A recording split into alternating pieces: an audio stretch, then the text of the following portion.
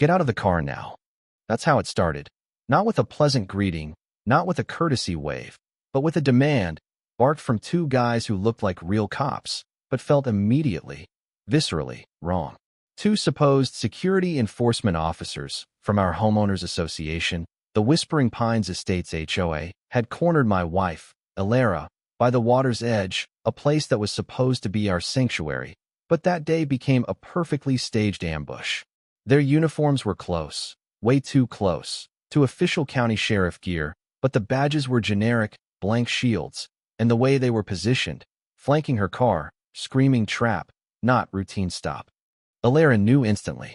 This wasn't some friendly HOA compliance check about a misplaced recycling bin.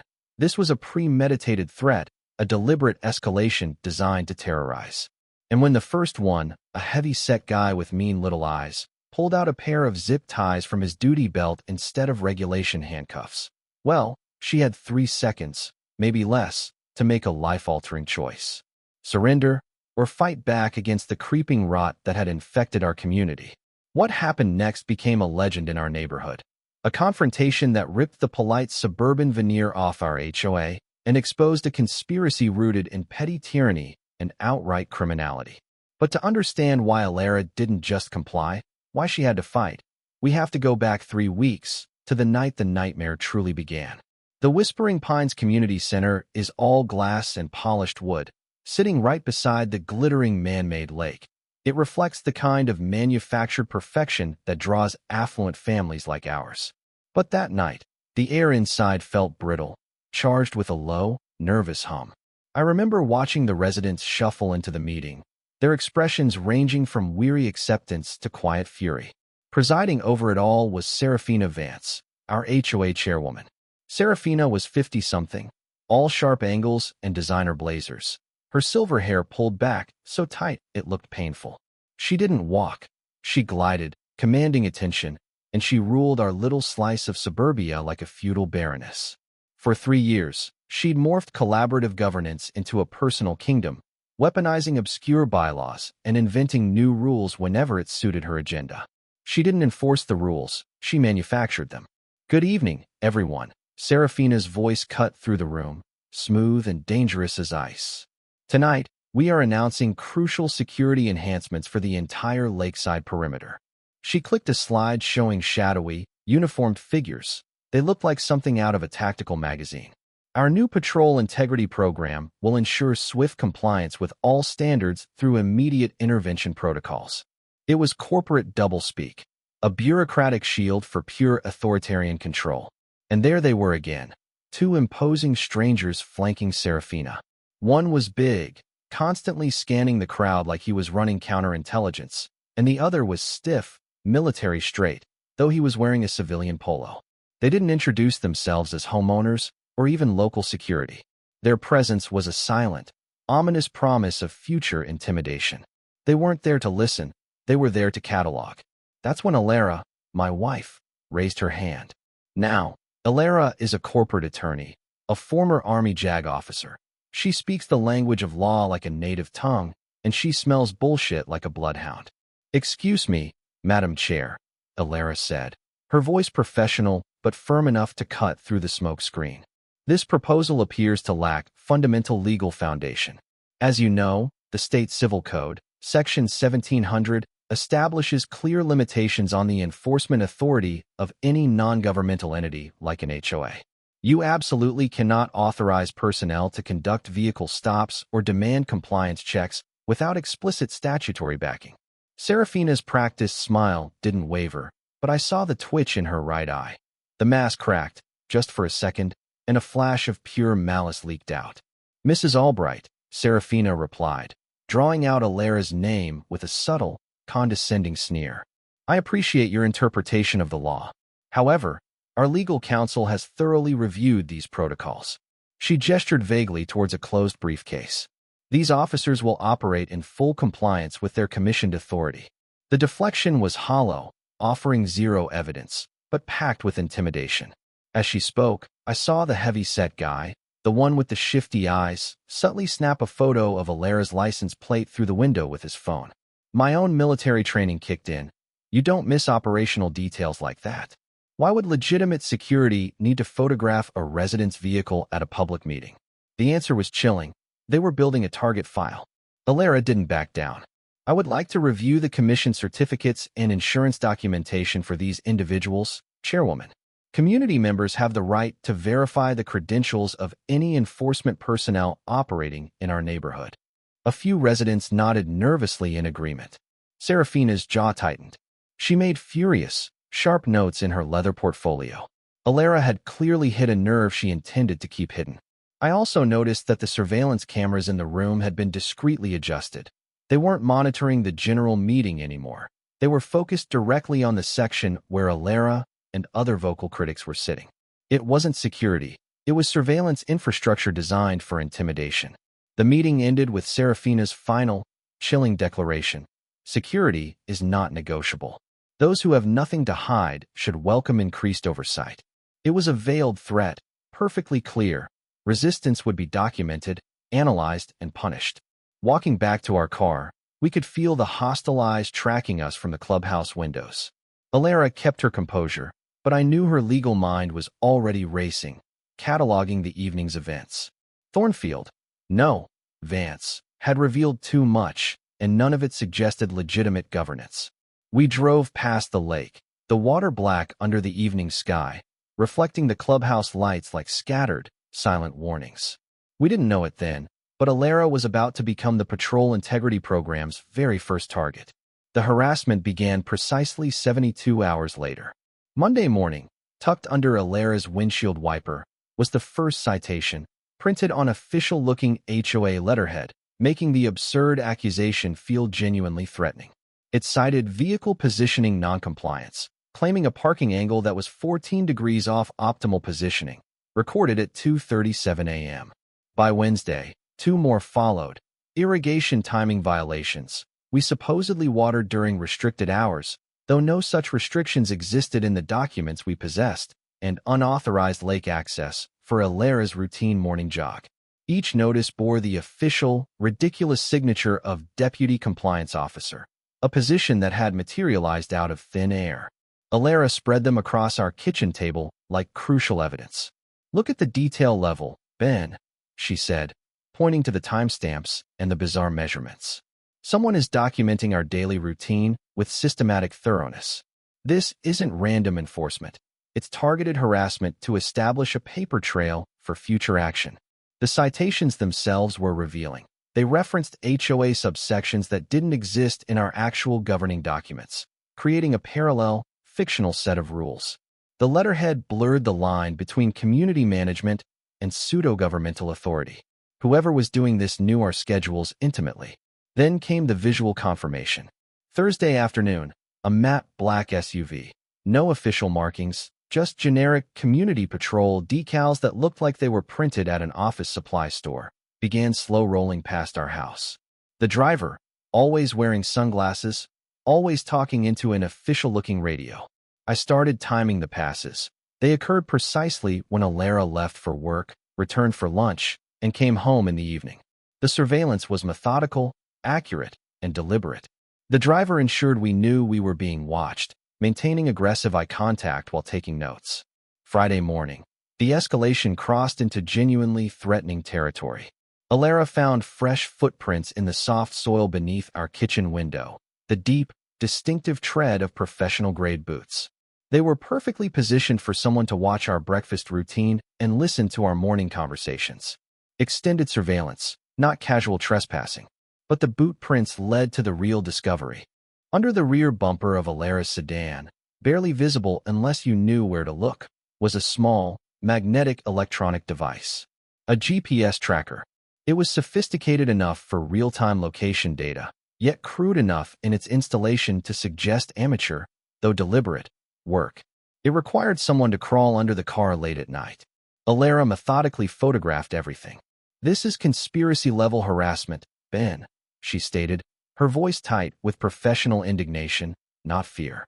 Professional security companies do not slink around planting surveillance equipment on residents' cars.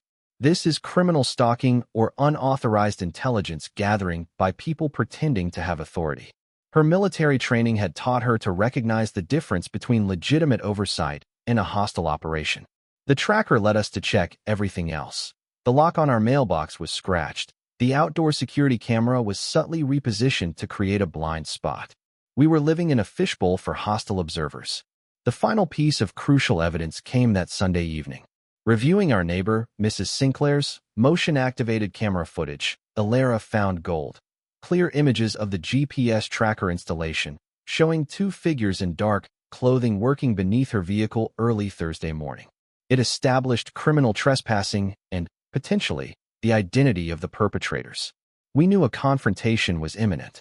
Serafina Vance's patrol integrity program was about to reveal its true, dark purpose. Friday afternoon arrived with deceptive tranquility, a perfect autumn day that made our community look like a postcard. Alara, needing to clear her head, decided on a solo run along the community trail that winds along the lake's edge. The decision felt routine, but the air carried that now familiar undercurrent of tension. The ambush location was tactically brilliant, a narrow section of the trail squeezed between the lake and a dense grove of pine trees, a natural bottleneck with limited escape routes. At exactly 3:15 p.m., as Alara rounded the bend, she saw them. Two men in the familiar, bogus security uniforms stood by a black SUV, positioned to block the trail. It was a deliberate interception. The taller one, the one I'll call Jared Reed, stepped forward with forced authority. "Ma'am, I'm going to need you to stop for a routine compliance check. I'm Jared Reed with Whispering Pines Security Services, and this is my partner, Marcus Cade." His voice was laced with that synthetic professional politeness that poorly masks aggression.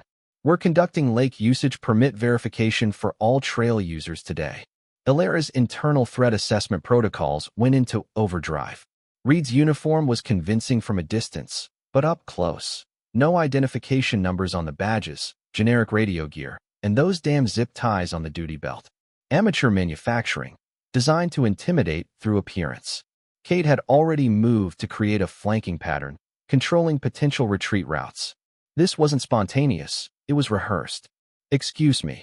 Alara cut in, her attorney training providing immediate armor. "What specific authority do you have to detain residents on community property?" "I've reviewed all current HOA documentation. There are no lake usage permits required for trail access." Reed's confident facade flickered. He pulled out a clipboard filled with forms, a masterpiece of bureaucratic theater, complex language designed to intimidate through confusion. "Ma'am, these are new regulations under the Patrol Integrity Program," he said, pushing the clipboard forward. "We require compliance verification before continued access to restricted areas. I'm not required to provide personal identification for trail usage covered under our association agreements," Alara stated firmly, taking a deliberate step forward, testing their commitment to escalation. "If you believe there's a legitimate violation, you're welcome to file a complaint through the proper HOA channels. I am continuing my run now." That's when the mask fully slipped. Cade moved to physically block her path, his hand dropping to the zip ties. "Ma'am, you need to cooperate with this investigation." Cade spat, all pretense of politeness gone. "We have reports of unauthorized activities in this area, and you're going to need to come with us for additional questioning." The threat had crossed the line from harassment to potential kidnapping. Reed was reaching for the zip ties. The coordinated blocking positions and the visible restraints painted a clear picture of premeditated assault disguised as official procedure. The instant Reed's fingers closed around the zip ties, Alara's training transformed her from potential victim to active threat. "I am invoking my right to remain on public property and requesting immediate police assistance," she declared, grabbing her phone while maintaining visual contact. "This interaction is being recorded, and you have no legal authority to detain me." Cade lunged first, clumsy and predictable. Alara sidestepped his grab with fluid precision, using his forward momentum against him, pivoting and allowing his own weight to carry him stumbling toward the lake's edge. Seeing his partner fail, Reed panicked and went for his ace in the hole, the modified airsoft pistol. The appearance was convincing, but Alara's experience immediately recognized the subtle flaws in weight and grip angle that marked it as a replica. His draw was slow, hesitant. "Drop the weapon now," Alara commanded, her voice carrying an unmistakable military authority. Reed fumbled, trying to bring the fake gun to bear. His confidence proved catastrophically misplaced. Alara closed the distance in 2 quick steps, her left hand deflecting his weapon arm upward, her right delivering a precise palm strike to his solar plexus. The blow was calculated, incapacitate without causing permanent injury, the exact level of justified force. Reed's breath exploded outward, and the fake pistol tumbled from his nerveless fingers, splashing into the shallow water. Cade recovered, producing a collapsible baton that snapped out with a metallic ring. His technique was marginally better, but he swung in wide, intimidating arcs. Alara ducked under the swing, stepping inside his reach, grabbing his weapon arm with both hands, and executing a textbook joint manipulation, forcing him to drop the baton with a pained yelp. Reed, gasping for air, tried to grab Alara's running jacket.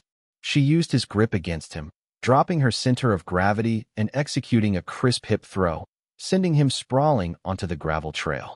Cade, now weaponless, tried a blindside tackle. She sensed the movement, pivoted, and delivered a well-placed foot sweep, sending him tumbling hard into the soft earth beside the trail, knocking the wind from his lungs. The entire confrontation lasted less than 45 seconds.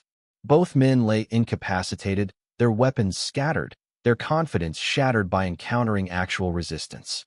Alara retrieved the zip ties, using them to secure both men's hands behind their backs. Poetic justice, indeed. "You have the right to remain silent," she stated, applying the restraints with professional efficiency. "Anything you say can and will be used against you in a court of law. You have the right to an attorney, and you're going to need one for charges including assault, battery, false imprisonment, and impersonating peace officers." Reed, still struggling for breath, made the critical mistake of trying to intimidate her one last time. "You don't understand who you're messing with," he gasped, his face flushed with embarrassment. "This comes from the top of your HOA. We're just doing our jobs." That admission, captured on her phone's recording, would prove invaluable. Alara dialed 911, maintaining her composure and her recording function. "This is Alara Albright at Whispering Pines Estates, requesting immediate police response for an assault in progress on the Lakeside Trail. 2 individuals attempted to detain me using fake law enforcement credentials and weapons. Both suspects are secured and require medical evaluation for minor injuries sustained during lawful self-defense." As she waited, Reed's phone buzzed with an incoming text he couldn't answer. The screen displayed a partial, frantic message: "Status report. V needs confirmation of compliance." That V, we knew, connected directly to Serafina Vance. The smoking gun. Then, the first civilians arrived. The Faraday family, Tom, his wife Sarah, and their teenage daughter, Mia, returning from a picnic. Tom hit the brakes hard when he saw 2 zip-tied men on the ground beside a poised woman holding a phone. Mia, instinctively, started recording with her own phone. "Ma'am, are you all right?" Tom called out. Alara quickly explained, ensuring her words carried to both the witnesses and the dispatcher still on the line. "I defended myself within legal parameters and secured them for police response. Can you please serve as witnesses to what you are observing here?" Mia Faraday, the teenager, was live-streaming their family outing. "Oh my God," she whispered to her parents. "There are like 50 people watching this right now." Her unintentional documentation had just turned local HOA harassment into viral community accountability. Tom Faraday, who I later found out had a background in military logistics, examined the scattered equipment. "This pistol is a modified airsoft gun with the safety markings removed. These radios are consumer walkie-talkies. Everything here is designed to impersonate law enforcement without actually being legitimate." Expert testimony provided on the spot. Moments later, Mrs. Sinclair appeared from her lakeside house. She was a quiet, retired woman, but she was smiling a strange, satisfied smile. "I've been watching this whole thing unfold from my security cameras," she announced, causing Reed and Cade to pale visibly. "My system automatically records everything along this section of the trail, and I've got the entire incident captured from multiple angles, including 20 minutes of setup time before this young lady arrived." The dispatcher confirmed Deputy Sheriff Garrett Thorne was 3 minutes out. As the sirens grew audible, a black luxury SUV, moving with aggressive haste, screeched to a halt at the trail's entrance. Reed and Cade exchanged panicked glances. Serafina Vance emerged, accompanied by a sharp-suited attorney, intending to take control of the narrative. Deputy Serafina announced, her composure wavering only slightly at the sight of the county sheriff's vehicle. I am Serafina Vance, chairwoman of the Whispering Pines Estates HOA. I believe there has been a serious misunderstanding about legitimate community security operations that these contractors were authorized to conduct under our patrol integrity program. The attorney quickly produced paperwork to provide plausible deniability. My client was referring to legitimate landscaping contracts through Vance Talent Consulting LLC, he claimed. Any resemblance to law enforcement activity was unauthorized. Deputy Thorne, methodical and unimpressed, examined the contracts. These documents explicitly reference behavioral modification protocols and resistance management procedures. This terminology aligns perfectly with the criminal activities documented here today, not landscaping services. The final revelation came when Thorne ran the business registration for Vance Talent Consulting LLC. The sole owner and operator? Serafina Vance. Ma'am, you are under arrest for conspiracy to commit assault, solicitation of criminal activity, and operating an unlawful security enterprise, Thorne announced, producing actual handcuffs, considerably more substantial than the zip ties. You have the right to remain silent, and I strongly suggest you exercise that right. The arrest marked the complete collapse of Serafina's tyrannical reign. What began as petty HOA harassment had escalated into federal charges. The domino effect was swift and devastating. Reed and Cade, facing felony charges that meant years in state prison, quickly realized that loyalty to Serafina Vance offered zero protection. They flipped immediately. Cade confessed first. Serafina hired us through a Craigslist ad that specifically requested people willing to intimidate problem residents. She provided the fake uniforms, the modified weapons, and detailed intelligence files on targets, including daily schedules and psychological profiles. Reed's cooperation was even more damaging. He revealed that Alara's ambush was the fifth such operation conducted under Vance Talent Consulting's protocols, with previous victims including elderly residents and young families who had challenged Serafina's increasingly bizarre policies. Serafina's charges ballooned: conspiracy, assault, mail fraud, using official HOA letterhead for fake violations, and witness intimidation. Her social downfall was immediate. An emergency HOA meeting removed her from the chairwoman position with 78% support. Local media coverage turned her story into a cautionary tale about unchecked HOA authority.